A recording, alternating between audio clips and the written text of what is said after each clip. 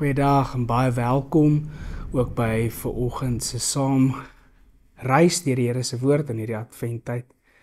In die teks wat ons lees vandag, bedink ons die profete teks Jesaja 11, die eerste 3 verse en dan vers 6 tot 10.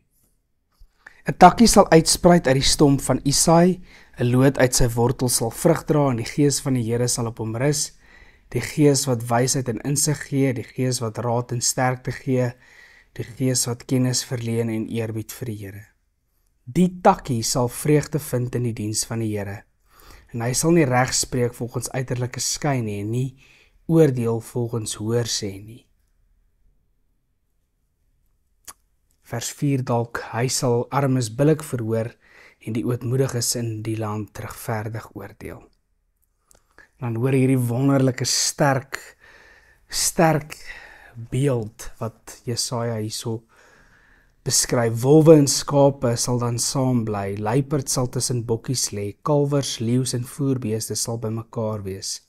En klein seentjies sal vir almal sorg, koeie en beere sal saamwy, hulle kleintjies sal bymekaar lê, leeu sal gras eet soos beeste, babetjies sal by die gate van adders speel.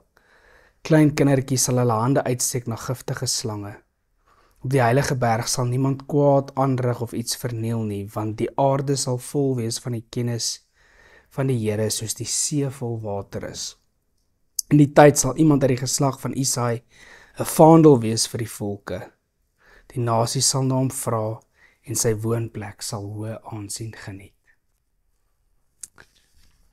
En dit is wonderlik hoe Jesaja praat van hierdie komende leier op wie die gees van die Here rus en wat aan armes en weerloses reg sal laat geskied. Maar nie net dit nie, jy hoor amper hierdie uiterste pole dat leeu's saam met luiperds en bokkies wy, wolwe en skape bymekaar, babetjies en slange. Amper hierdie vooruitsig, amper dat hierdie wêreld lyk asof dit 'n wêreld is wat dit strys amper in teen die aard van die wêreld soos ons dit ken.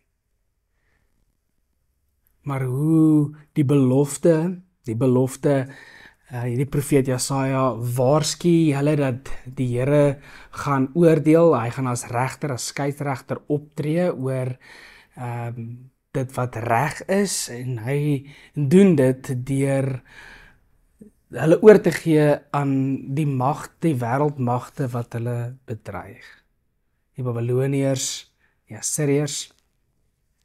En dan is daar hierdie belofte, maar dat die volk sal soos 'n stomp afgesny word.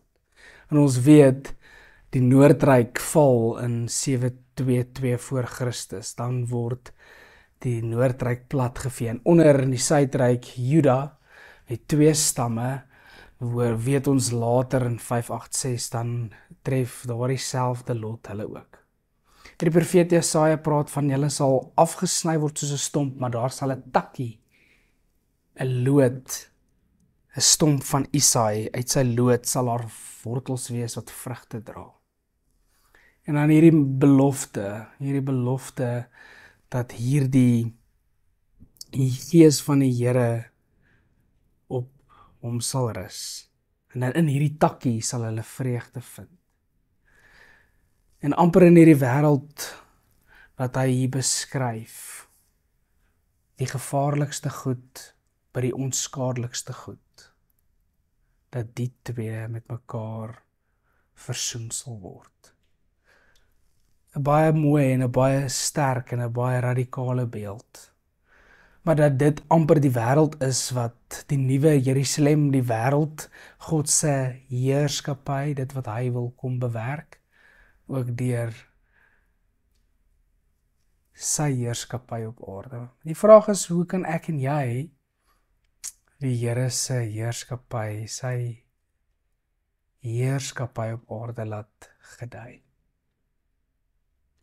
Mag ek en jy ons hoop vestig op hierdie takkie wat uitsprei die stomp van Isaai en daaruit ons vreugde vind.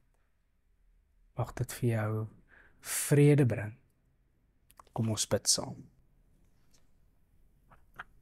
Here ons God, maak ons stil genoeg om U woord te hoor, breek die lawaai van ons wêreld en bring ons tot rus in U teenwoordigheid. En mag elke woord 'n saad van vrede wees, wat wortel skiet en welig in ons lewens begin groei. Maar dat ons nie net sal hoor nie, maar ook sal leef uit hierdie vrede wat ook in ons tot stand kom. Amen. Mag jy die seën van die Here beleef. Tot 'n volgende keer. Mooi bly.